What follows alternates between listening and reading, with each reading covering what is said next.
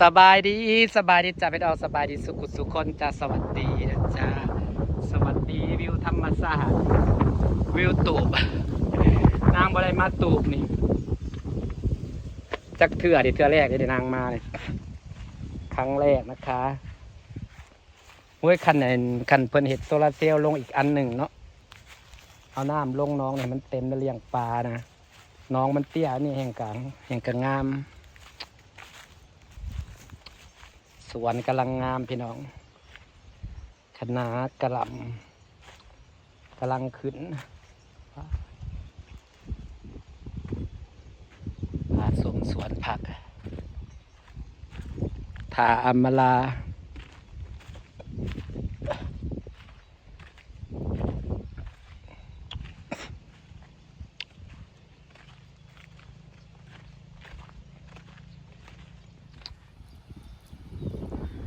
สวนมันหลายเนาะสวนใหญ่พี่น้องปลูกหลายคนมันก็ม่วนทั่วมันก็เป็นหมากเลยเด้ข้าวโพดก็งามละจ้าธรรมศาสตร์แตงก็เป็นหมากแล้ว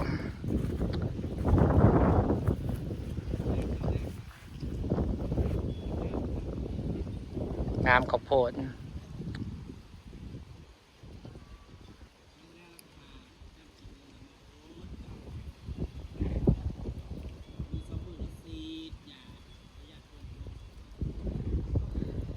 งามอีหลีข้าวโพดอีนะ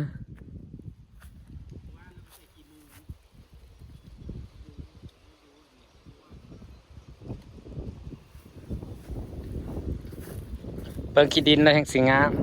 มันใหญ่ขึ้นมาสำสีงาม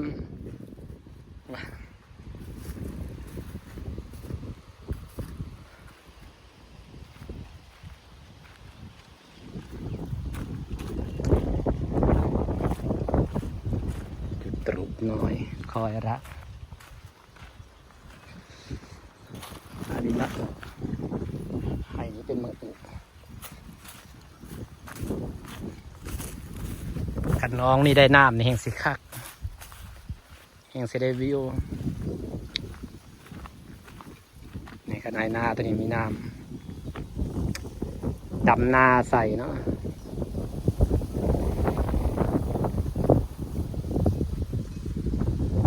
บรรยากาศบ้านเฮาพี่น้อง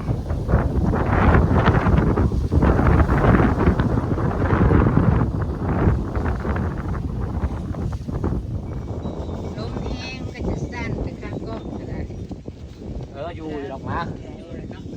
แม่พี่น้องมากินยำจ่อยเต่งหาเนี่ยเต่งขาเต็งแล้วจ้าเป็นตะยูนครับเป็นเครื่องแม่ขออนุญาต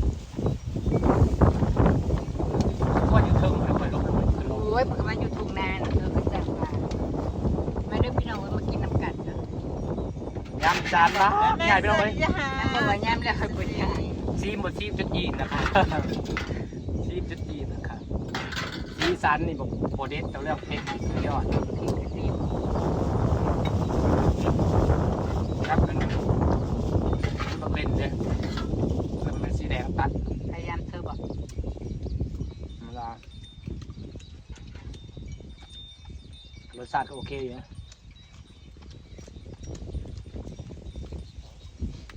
วันนี้มาในสาวแดงกับสาวเหลืองนะคะก็ไปได้ที่เดียวเนาะ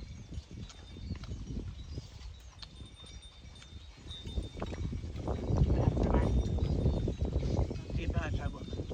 ซองหยกก็ค่อยนั่งตีไปกันไม่ได้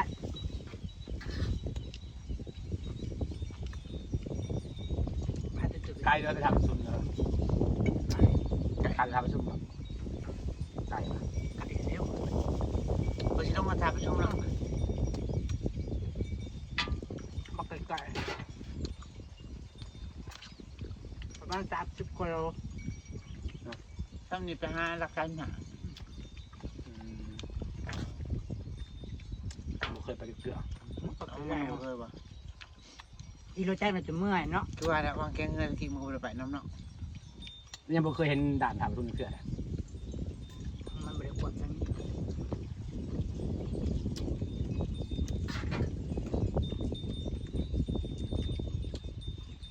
ำร้องเครื่องมัน คือไปถามก็เป็นแหล่งท่องเที่ยวหรือเปล่า ก็เป็นแต่พังเลยแค่พังเลย เป็นแหล่งท่องเที่ยว ขึ้นไปกระเด็นเลยขึ้นมาละ ก็เป็นแหล่งท่องเที่ยวคือในหมู่นะบอย มันริมโขง มันริมคลอง ริมโขงกันเลยก็มีตลาดนะ ตลาดริมคลอง เข้าไปนั่นหนึ่งในวัดเนาะตลาดจันทร์ นางบุเคยไปเจ็กเถื่อไปน้องเข็มมาลาด ไปเขาด่าใช่ไหมปีนี้เขาให้ซีก็จัดเนาะกูก็อยากอยู่กูก็อยากลง การกินกัน แล้วไปยังแบบไหนวะ ติดจัดจะใช้จัด แก้ของให้ซี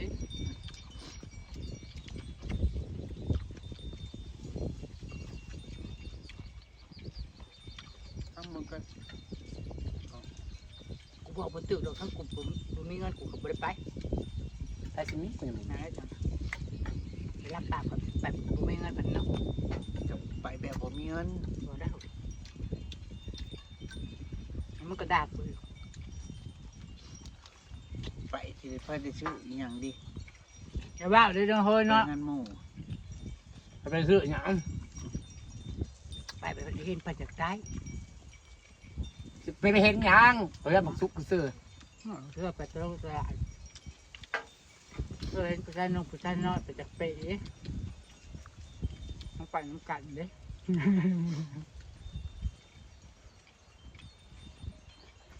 ง่ายถ้ามือปุ๊บเป็นเครื่องนำบุกบ้ากูเป็นลูกเกือบกูกลับมาหน่อยนึงก็โทรไหม เอาไปตอนนั้นเพื่อนบักซุกกันหนาฝนนี่เนาะจะไป มีเวลาสุ นี่เหมือน ไม่ใช่ทำไปได้ยังได้หลักสุดดอกทำขึ้นได้กินแล้ว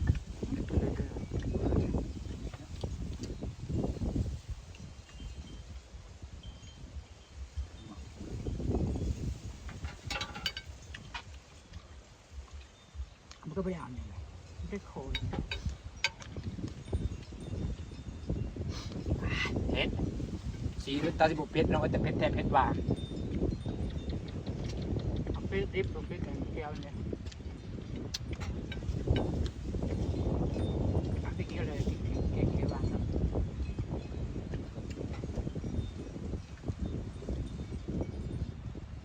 อาจจะเพิ่มมาจากเป็นโคราชทำบุกไปปะอยากทั้งใดก็อยากไปเลยมีแต่ทางอยากไปเยอะ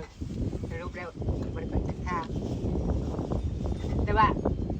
ลูกไปห้านเด็กนะบ้านลูกกับเด็กนะไปนักไป ขับรถ2 ชั่วโมง ไปนักกันบ่ตามคนบ่ ไปมันเป็นเขาคันเบิ่งคลิปเขา บ่ฮู้เขาบ่พวกเขาเบิ่งของจันดอกเนาะเวลา ขอได้ปัญญาดอกจะพาไปเขาเลยมันบอกว่าสิจ่ายค่าน้ำมันฉันบ่มีเงินนะเรายัง2 คืนไปกัน มันจ่ายราคาน้ำมันแล้วแบบให้น้ำรับไปตามคนเอา แต่มันขอได้ กระดามก็มีแล้ว มาจากด้านสอง 2-3ด้านโดยจะทำไปเดินทาง ได้ ด้านละแสนมันแล้วอาบุญมี ก็ผมไม่น่าคือบอก แล้วคือ คันสิสลับกันกูก็เว้ย นะครับขี่ไอ้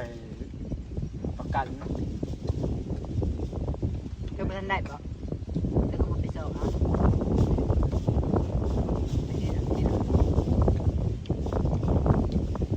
จะง่ายจะเอาไปเนี่ย เดี๋ยวทุกเก่า ก็บอก เก่า ได้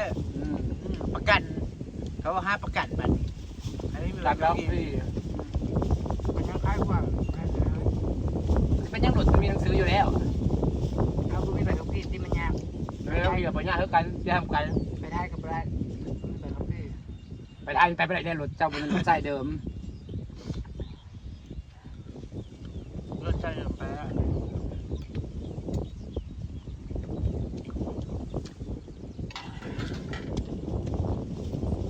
เขาไปซื้อรถจูเวียเขาก็ขามมาหมุกโน่นเนาะมองมันใกล้เนาะ มันใกล้ ขามมุกนะฮะขามมันน้องทายออกมามุกค่ะแป๊บเดียวเขาอะ ทางมันใกล้กับทางฝั่งข้าเจ้ามันดี เขาไอ้สายน่ะ ทันที่เดียวบางครั้งจะมุ่งกันขามมุกนั่นอีกแล้ว30 ชั่วโมง แล้วน้ำเปิดนั่นนั่นไปเรียกไปทางไทยทางโลดตัว ก็นั่งไป ก็ไม่ว่าใจ ยังก็จิ้นชิงบอกยังก็ไปจีนได้เลยนะ ไปได้ก็ไปทางนั้นแหละ มันใกล้แล้วมันทางมันสะดวก นะครับคือไปเสื้อเขายังไปทางนั้นใกล้ตัวกับทางเขาดีด้วยทางเขาเป็นอ้อมภูอ้อมเขาไป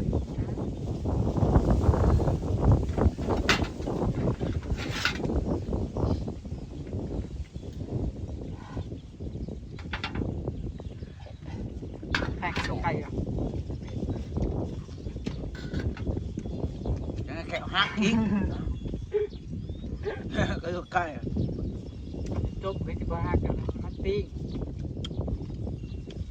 เขาเลยก็ต้องยอมมา น้ำมีผู้ชายเนาะมาหาชั่วโมง โย่บ่ธรรมดาเนาะ ยอม ไป แต่ อิ ว่า จฉานางเลย วายสสิ ฉะนั้นนะเพื่อนสีคนในสีก็สีแต่งแล้วนางก็จะเอาต้นนั้นเหรอ ฉันกับงามก็เตอเนาะมันไม่จบเป็นต้นก็เตอเฮ้ย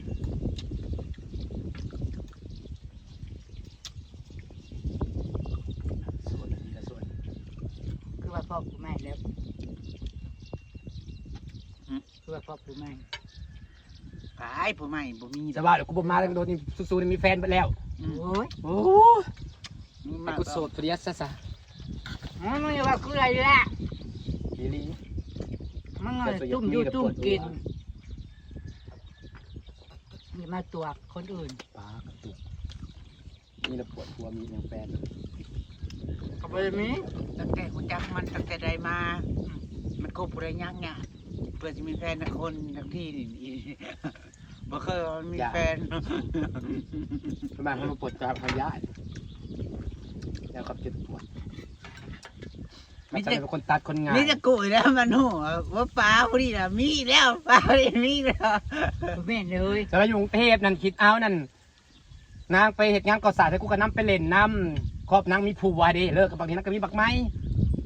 ฉันน่ะโซ่แต่คนจักกันมาจะกระโสดมาเต้าสมุนฉันก็คือมีผัวเป็ด แนวมันบอกเนี่ยได้ว่ามันมีแต่มันเข้ามาโลดประมาณนี้ไหม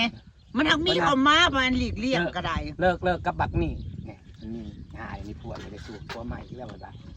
แล้วก็ไปทำงานกับผัวนางปลอมโอ้ยกระเทยมีผัวว่ะ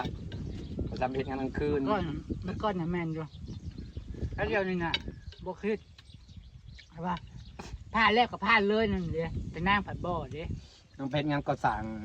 แถวกรุงเทพไปเล่นน้ำนางต้องไป นางบ่ยอมให้ผ่านนะคะ นางไปไกลแล้วก็ไม่ได้ไป กินแล้วต้องไป ชลบุรีบ่อยกูอยู่เส้นเนี่ยปะกูไปหามึงเขาอยู่พระรามเก้าไปตอนอยู่ไอ้เนี่ยก็ออกมาทางรังสิตก็เลยเนี่ยดีสักอย่าง ยังไง ดีสักอย่างนี่แหละสักอย่างนี่แหละ พี่พาวดี คือวิภาวดีแหละกูไปหาเพื่อนได้อยู่บางบ่ออยู่พระราม2กูไปหาเพื่อนเป็ดงานกับผัวนั่นไปพระราม9กูไปหาเดินสายเนี่ยผัวดิไปเล่นน้ำมูกนะ ก้อนอย่างงี้จะแบบ แล้วออกจากพระราม9แล้วจะไปอยู่ใส่เลยไม่ได้ไปแล้วมันอยู่ไกลเนี่ยคือว่าหรือว่าผัวเป็นทหารผัวเป็นไงเลย ดู แล้วไม่ได้ไปเล่นน้ำเลยมันไกลอย่างเดียว ไม่ยากรับใช้งานน่ะนะแบบรับเหมางานเลยการเบิดงานมื้อนี้ก็ไปรับหมองไม้เบิดงานมื้อนี้ไปรับหมองเหนื่อยไปเรื่อย ใจงานมันไปเลยนะ ตามใช้งาน เดี๋ยวเราไปเล่นน้ำเพลินได้เต็มนะ ตามใช้งาน กี่จะก็มีโน่ก็ไปกระตุ้นแหละทุกวันเหตุการณ์ก็ต่างกันทุกวัน แล้วมานำไปเล่นกันมันนะ ว่ามันเป็นแบบมันบ่แม่นยามมาลาบ้ามือก็คือกันใช่ป่ะเอาลีได้ แต่น้าเป็นคนร้อยเอ็ดนักเสียนักเบิร์ ตอนวันนี้ได้เล่นคาราโอเกะแล้วเขาบ่ม่วนเลยเนาะมันมีผัวแล้วแตกแง่กระทึกนึกน้อมนะฮะพวกเพิ่นอยู่พระราม2นั่นเพิ่นเบิ่งร้านคาราโอเกะเนี่ยไปนั่งเล่นกินยาดองไอ้แซวเปล่าแซวดอกจะกลับไปดูได้ช่วงนั้นน่ะจะไปดูเนาะอีหนึ่งเหตุงานอยู่ห้านี่มุนแค่ห้านี่เนาะ ตอนนั้นเป็นผู้จัดการร้านเป็นผู้จัดการร้านคาราโอเกะขายดอกปั้นยาดองเนาะ กระซับเจ้าของแล้วละปลาให้เบิ่งเลยเห็ดยังเห็ดโลดละปลายเบิ่งเลยนะแบบบริหารเอาเองอะนะขายได้แต่ก็จะเอาไปให้ลาวกำไรใส่อย่างนักใส่กับสบายเนี่ยนะน้ำมันมีผู้ว่านักเลยทิ้งงานตะนันซา ก็แกก็ดีทีมงานในเฮ็ดทีมงานในเบิ่งเบิดคุมงาน เบิ เบิ่ ร์ ง เนาะเดี๋ยวก็ไม่ปวด คุมเด็กคุมหยัง มาดูแล้วกับเมื่อวานนั่นแหละมันบริเมื่อยดูแลเองยังก็ได้ โอกาสอัน ช่างเหล่าช่างเบียร์ยังขาดยังก็ช่างเองเบิดจัดการเองเบิดบัดได้ผัวว่าไปน้ำผัวอาดหลาน กินเท่านั้น นี่ เจ้าของร้านแล้วก็ ได้ทั้งเงินเดือนได้ทั้งเปอร์เซ็นต์ได้อู้ได้ทุกอย่างนะหั่นน่ะได้เงินแต่ละมื้อบ่เป็นได้น้อยแต่ละคืนโดยคนผ่าเนาะคนน่ะหลายลูกค้าหลาย เมื่อวานนั้นเนาะย้ำไปเป็นย้ำ ลู ที่ ก ประ ค้า เด็น จะมาติดเธอบ่ ย้ำ ไม่ได้จริงอ่ะ มันก็ใช่แบบพวงมาตีแต่กูก็ลืมถามก็ตอนนั้นกูไปเล่นกับมันบริเวณมีผู้ไว้ในห้างคาราโอเกะนะ มันก็มาติดหั่นแล้ว มาติดมาจีบมาเล่นชั่วมือมันผัดหุ่นใหญ่เนาะมันผัดหุ่นใหญ่เล่นตามว้าวมันล่อมันพัวมันล่อมักเขา น้ำมากินนะ โอเคครับพี่น้องคำฝากไว้กันเปล่าลำกระสิยาว ว่าเราจะง่ายขึ้นแล้ว บาย บ๊ายบาย